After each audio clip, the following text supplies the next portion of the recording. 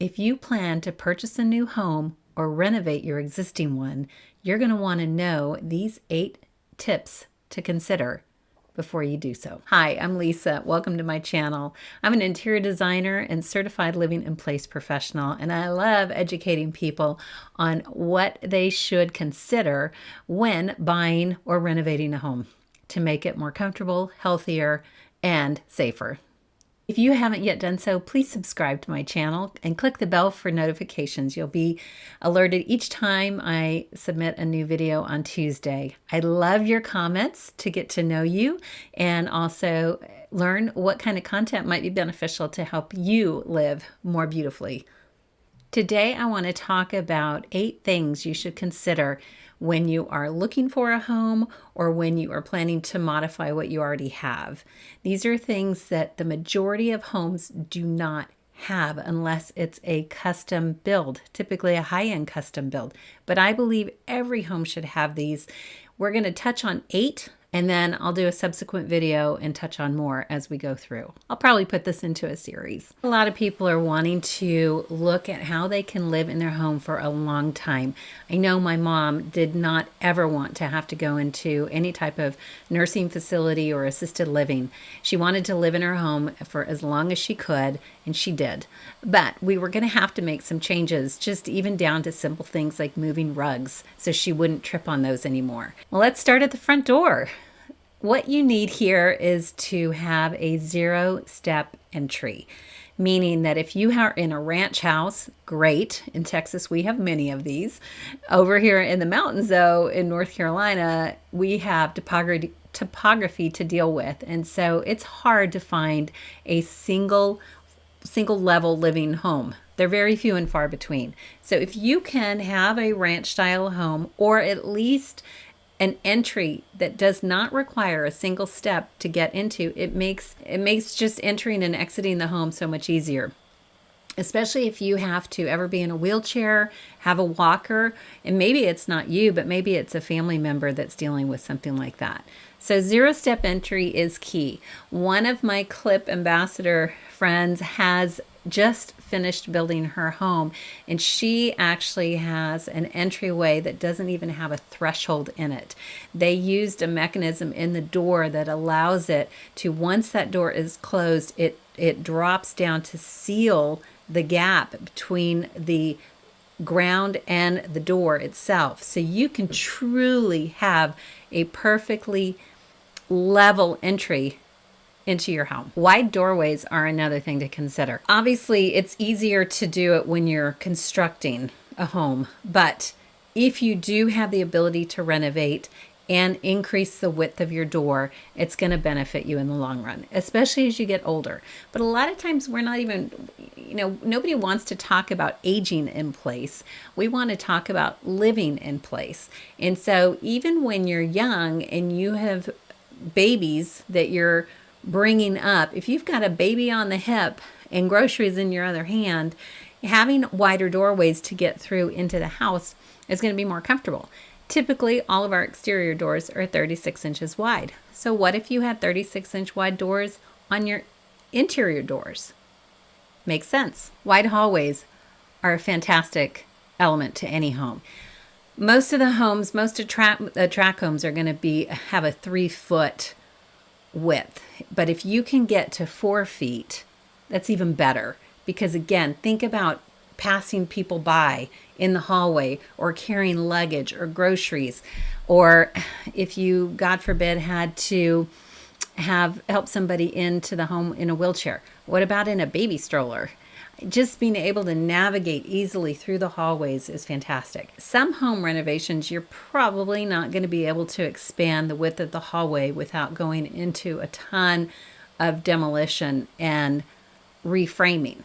So consider just opening up doorways to be wider, making passage from one room to the next. In Texas, a lot of people were having open concept homes, and that is a trend.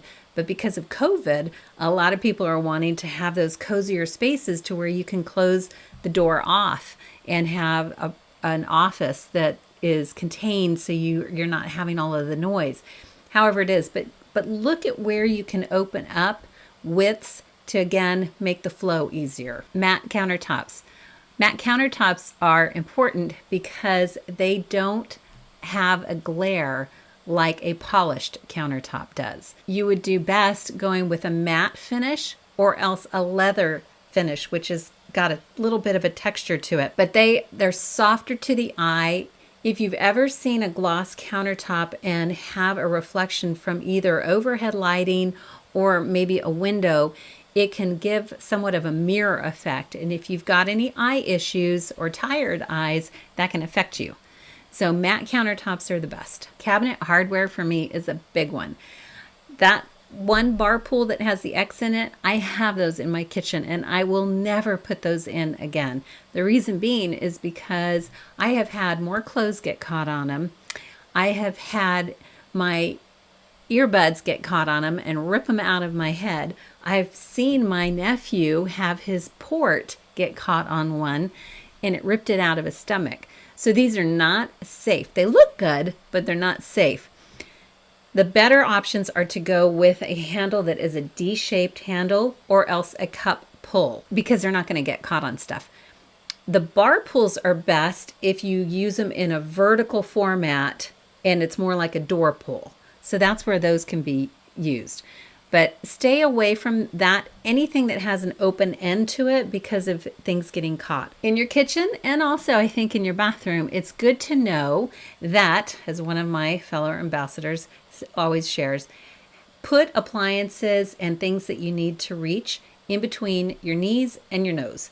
If it's in that range of your body height, if ever you have an issue bending over or you need to reach something but you're limited in shoulder strength or shoulder issues, whatever it might be, having it knees to nose is going to give you a more comfortable height of accessing. We have heard and seen and it's been done in the past where you have a microwave over your cooktop. As you get older, that becomes very uncomfortable, especially if your muscle weakness goes down. I actually saw one that I think the oven was placed or the microwave was placed, I don't know, 6 feet above the ground. It was ridiculous. Not safe. Keep all of your appliances knees to nose or any important items that you need to reach on a regular basis. Having a master suite on the main level is key, even if your current master suite is upstairs. The reason why is because if you have older family members coming over or friends that have mobility issues, giving them a guest suite on the main level allows them not have to climb the stairs. Eventually, you may want to move downstairs into that main suite as well because you're eliminating the stairs. I have a friend of mine who's a PT and she renovated a home specifically for that reason. So they built a new master suite on the downstairs. So when they get to that point in stage in life, it's already there for them. The last tip today is on sliding doors, or you may know it as a barn door, which became very popular, especially with Chip and Joanna Gaines and the Fixer Upper. But basically, it's just a sliding door on a track. The reason why these are beneficial is because, especially when it comes to a bathroom or a small room, if you have a door that opens up into the bathroom, and again, it's a small room, if somebody falls, whether they pass out or they just lose their balance or whatnot, if they ever fell, you would have a difficult time getting into that door, into that room to help them. So if you have a sliding door, you're bypassing any type of issue like that. The tricky part is a lot of times builders don't like using pocket doors. They find them difficult to install. Or if you're doing a renovation, what you might find is that you've got pipes running down inside the wall when you open it up and you can't put a pocket door there. We had that. We have that on 2 of our bathrooms. So a sliding door would make a lot of sense.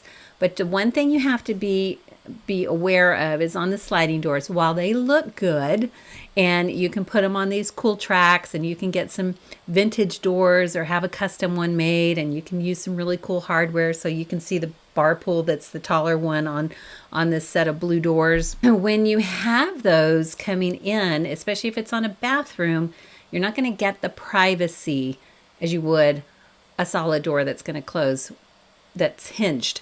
So just know your application and think about that, because the sliding doors are going to have a gap in between the door and the wall. So if you're needing privacy, they're probably not the best for a bathroom, especially if it's on a, if it's a half bath off a main living area or a kitchen. In your master suite, it might not be such a big deal, but sliding doors can be very beneficial. I hope those 8 tips have helped you when you are starting to consider your renovation or finding a new home. We have many more that we can talk on.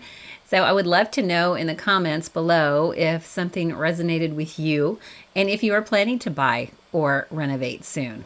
If you have any questions or issues about what to do and how to best go about it to get a big return on investment for, again, not only living, but also monetarily wise if you decide to sell, comment below and we'll get some of those addressed. Be sure to subscribe if you haven't already, and do like and comment on this video. I love to interact with you.